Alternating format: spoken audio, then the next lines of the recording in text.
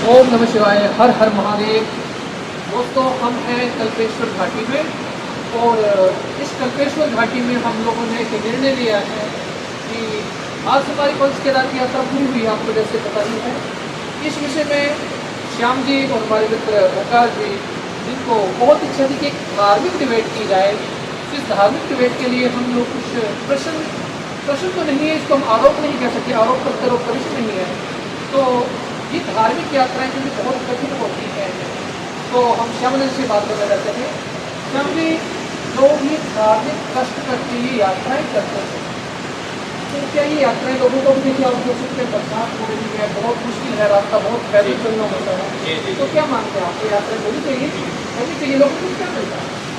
देखिए, लोग जो है एक अलग अलग उद्देश्य को लेकर जो है यात्रा करते हैं। कुछ ऐसे लोग होते हैं जो कि एडवेंचर चाहते हैं जीवन में, और उस एडवेंचर को के लिए ही यह यात्रा जो है करते हैं, और इससे जो है उनकी विल पावर जो है बढ़ती है। और कुछ ऐसे होते हैं, साधक होते हैं, जिनको आध्यात्मिक विल पावर के लिए वो करते हैं।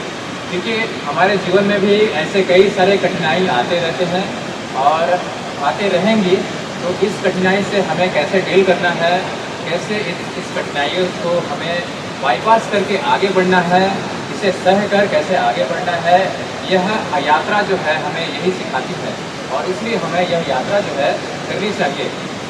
तो आप इस विषय में क्या बोलना चाहते हैं उनका जी?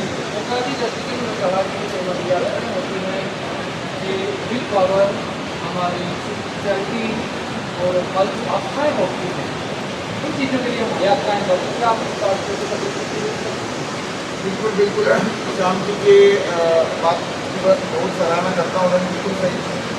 हम इनको समय लेने देंगे, तो हम श्याम जी को दूसरा प्रश्न करना चाहते हैं।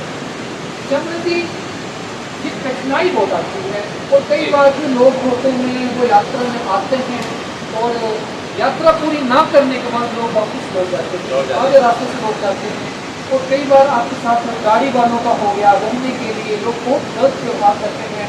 100 रुपये के लीटर पे आपसे 1500 रुपये चार्ज किया जाता है, तो आपको फिजिकली भी कष्ट होता है, फाइनेंशियली भी आपको प्रॉब्लम्स आती हैं।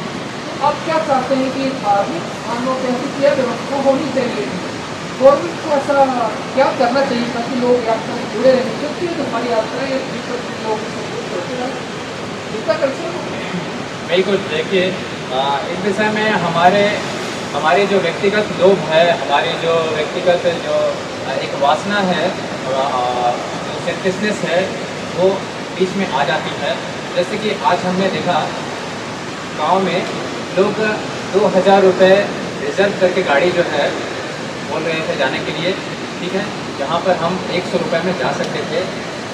वो हो सकता था ऐसे बोले यात्रियों को कि ठीक है, हम ले चलते हैं, हम आपकी मदद करते हैं। तो वैसे क्या होगा, ये हमारे तीर्थ स्थान को जो है बड़े ही प्रोत्साहन मिलेगा, और यह स्थान का डेवलपमेंट भी होगा, और काफ़ी लोग आएंगे, ठीक है। तो इसीलिए हम यहाँ के जो गांव वाले हैं, उनको ऐसा चाहिए कि वो कम पैसों में ले जाए और ले आए। ऐसे क्या होगा, जो अगला यात्री है वो दूसरों को बोलेगा, और दूसरे से 10-15 लोगों में जो है वो बातें जो है फैलेगी, और लोग जो है यहाँ की महिमा समझेंगे, और ये समझेंगे कि हाँ, यहाँ पर काफ़ी सुविधाएं हैं आने के लिए, और कम पैसों में, किफ़ायती पैसों में हम यहाँ पर आ सकते हैं। तो वो ये वहाँ जो है लोग जो है यहाँ पर अवश्य आएंगे। और श्याम जी ने इस बात को बहुत ही क्लैरिफाई किया है कि खासतौर पर जब आप इतने दूर पहाड़ों में आते हैं, तो यहाँ पर आपके साथ व्यवहार ठीक नहीं किया जाता है। लोग आपसे एक्स्ट्रा चार्ज करते हैं, रूम में बहुत आपको 200 को रूम 500 में मिलता है, 500 को रूम 2000 में मिलता है, इसलिए बहुत कठिनाई होती है। तो अब हम अपने मित्र ओंकार जी से बात करेंगे, जो कि वो वृंदावन क्षेत्र में रहते हैं, जहाँ की बहुत आध्यात्मिक यात्राएँ होती हैं। तो ओंकार जी, आप हमें बताएंगे कि ये वृंदावन की यात्राएँ और इन पहाड़ों की यात्राओं में क्या अंतर होता है, आपको कुछ अंतर महसूस हुआ? बिल्कुल जी, अंतर तो यही कहना चाहूँगा मैं, जैसे कि वृंदावन को प्रेम भूमि कहा जाता है, और जैसे जो पहाड़ी हमारा इलाका है, इसको तपोभूमि, योग भूमि कहा जाता है। इसलिए कि पहाड़ों में ज़्यादा करके ऋषि मुनि आके यहाँ पे तप करते हैं, और वृंदावन धाम, जैसे कि वृंदावन धाम हो गया, वहाँ पे भगवान के प्रेम आराधना, प्रेम भक्ति में लोग ज़्यादा रहते हैं।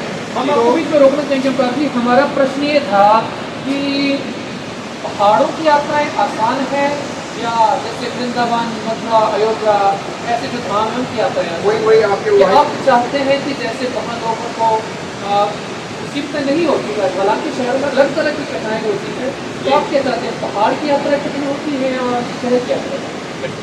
देखो, यात्रा तो यात्रा होती है। यात्रा कठिन और कठिन होना न होना एक वो तो अपने ऊपर है। इसको यात्रा करनी है वास्तविकता में। आपका अनुभव क्या है ओंकार जी? आपने 3 यात्राएं आपने यहाँ की कर दी, आपने पंचकेदार किया है, बद्री की है आपने कही, और आपने वृंदावन और कई धामों की भी यात्रा की, तो आपको क्या अंतर महसूस हुआ? देखो, सबके अपने अपने अलग अलग अनुभव होते हैं। मेरा पर्सनल अनुभव ऐसा है कि व्यक्तिगत रूप से अगर आप मेरे को पर्सनली पूछना चाह रहे हो तो मैं बस इतना ही कहना चाहूँगा कि मुझे खुद भी प्रकृति के साथ जुड़ने में, क्योंकि प्रकृति एक ऐसी चीज़ है जिसको किसी टेक्नोलॉजी ने, किसी विज्ञान ने, किसी साइंटिस्ट ने नहीं बनाया। वो मतलब हम तो हमारा भाव ऐसा है कि वो तो भगवान ने ही बनाई है, क्योंकि आज तक ऐसा कौन सा साइंटिस्ट भी नहीं आया जो बता पाएगा कि प्रकृति किसने बनाई है ना। तो कोई ना कोई इसके पीछे एक शक्ति है, उसी को हम भगवान कहते हैं। तो जो चीज़ भगवान ने बनाई है उसमें उससे के साथ एक जुड़ने का अलग सा अनुभव मुझे महसूस होता है। जैसे कि मैं पहाड़ों में आता हूँ तो मेरे में जो मतलब हम गीता जी में भी वर्णन है इस बात का कि तमोगुण, रजोगुण और सत्वगुणों का। तो सत्वगुण के लिए जो वातावरण की महिमा कही गई है वो इधर पहाड़ों में आते ही वो ज़्यादा हमें अनुभव होती है। जी हाँ, ओंकार जी के बात का हम पूरा समर्थन करते हैं। ओंकार जी ने कहा है कि दूसरे धामों की यात्रा की अपेक्षा जब पहाड़ों में आप आते हैं, पहाड़ों के प्रकृति की देन से और वातावरण के अनुकूल होने से आपके शरीर में, आपके मन में सत्व गुण की प्रधानता होती है। ये बहुत अच्छी बात की है, इसके लिए हम बहुत धन्यवाद करते हैं। आपने हमारे दर्शकों को बहुत अच्छी बात बताई कि दूसरे धामों में क्या होता है कि वो एक शहर होता है। आप अपने किसी टाउन में रहे, एक टाउन से दूसरे टाउन में शिफ्ट हो रहे हैं, आपको फिजिकली या मेंटली आपको कुछ भी चेंज नहीं होता है। जब आप पहाड़ों की यात्रा पे निकलते हैं, पहाड़ी जो धामों की यात्रा पे निकलते हैं, तो आपको सत्व बढ़ता है। आपकी चलने मात्र से, चढ़ने मात्र से आपकी शरीर की कई व्याधियाँ दूर हो जाती हैं। तो इस तरीके से ओंकार जी ने बहुत अच्छा उत्तर दिया। तो आप दोस्तों आपसे निवेदन है कि आप बीच में हमारी बात को नोट करते रहें। हमारे एक मित्र हैं जो कि ऋषिकेश में वर्तमान में रहते हैं, वो प्लानिंग बहुत करते हैं यात्रा की, लेकिन वो यात्रा में आते नहीं हैं। तो आपको क्या लगता है कि जब आप किसी धार्मिक यात्रा के लिए निकल रहे हैं तो अंदर एक ज़्यादा सोचना नहीं चाहिए, प्लानिंग नहीं करनी चाहिए, या आपको कि जब आपका मन किया जिससे अपना थोड़ा बहुत आपको इतना कर सकते हैं उसको आपने हैंडल किया, अपने बैग में छोड़ डाला, थोड़ा खुशी नहीं। क्या आपको लगता है कि बहुत ज़्यादा की हुई प्लानिंग आपने आप करके नहीं कर सकते हैं?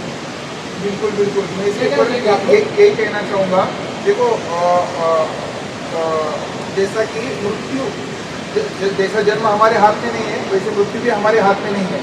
इसलिए मृत्यु कब आएगी हम कह नहीं सकते।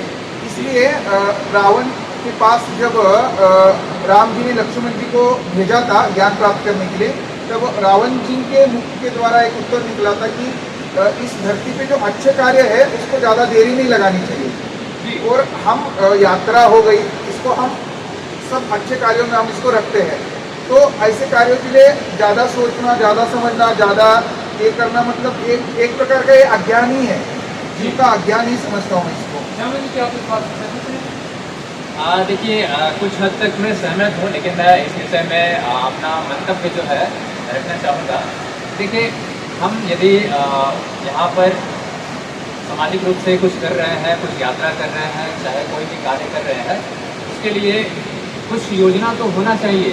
लेकिन योजना को लेकर ज़्यादा यदि विचार आ रहा है हमारे मन में कि ये भी करना चाहिए, ये भी प्लानिंग यदि हो जाता तो वो भी अच्छा होगा, ये ले लेते तो वो भी अच्छा हो जाता, लेकिन यात्रा में ज़्यादा विषय वस्तु लेना नहीं चाहिए। भले ही योजना हमारी ज़रूरत है, प्लानिंग ज़रूरत है किसी भी यात्रा के लिए, किसी भी काम के लिए, लेकिन इस विषय को लेकर दिमाग में बोझ नहीं बनाना चाहिए। क्योंकि तीसरे व्यक्ति जिनका नाम लिया इन्होंने वो ये करते हैं, लेकिन ऐसा नहीं करना चाहिए, चाहे कोई भी हो। जी हाँ। तो मित्रों, यात्रा के लिए ज़्यादा पैनिक होने की आवश्यकता नहीं है। आपने भी सुना दोनों महापुरुषों से, पैनिक नहीं होना चाहिए। जब आप चलते हैं तो प्रकृति अपने आप रास्ता बना देती है। और हमने सुना है you come the front of the nature, nature will help you.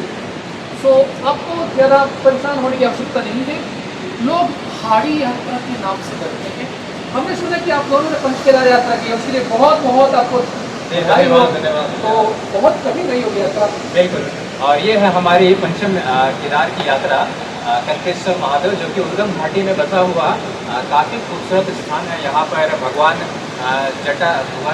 Shiv के जटा का पूजा होता है। और यहाँ की जो आरती है, जटा टवी गलत जल प्रवाह पावित से, यही है हम यहाँ की आरती।